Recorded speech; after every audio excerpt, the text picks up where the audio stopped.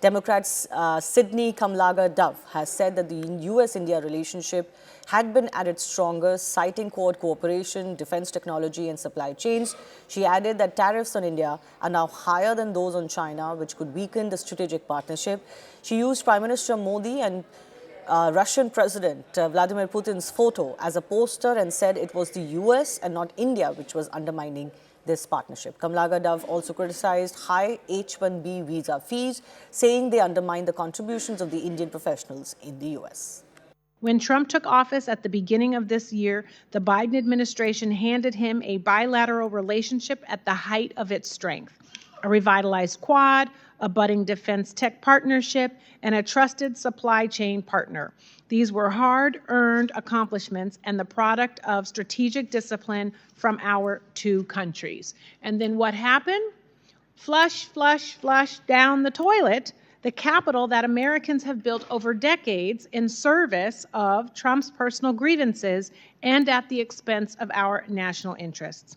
And unless he changes course, Trump will be the American president that lost India. My colleague Akansha Sarup is also joining us. Interestingly, the US lawmaker there mentions Trump's personal interests.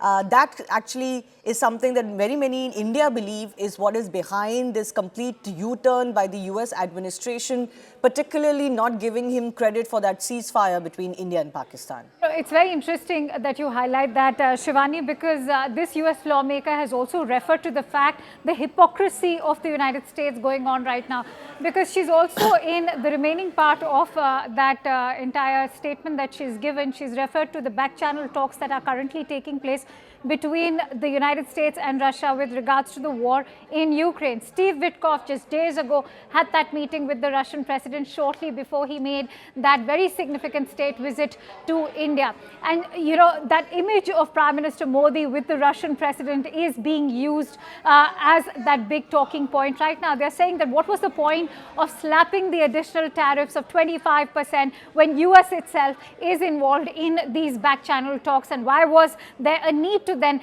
send Steve Witkoff to the Russian president? And more importantly, just 2 days ago at that roundtable that the US president had with the farmers, it was also highlighted that rice happens to be one of the biggest exports coming in from India, and he in fact used the term that India is dumping rice in their market, which is of course not true.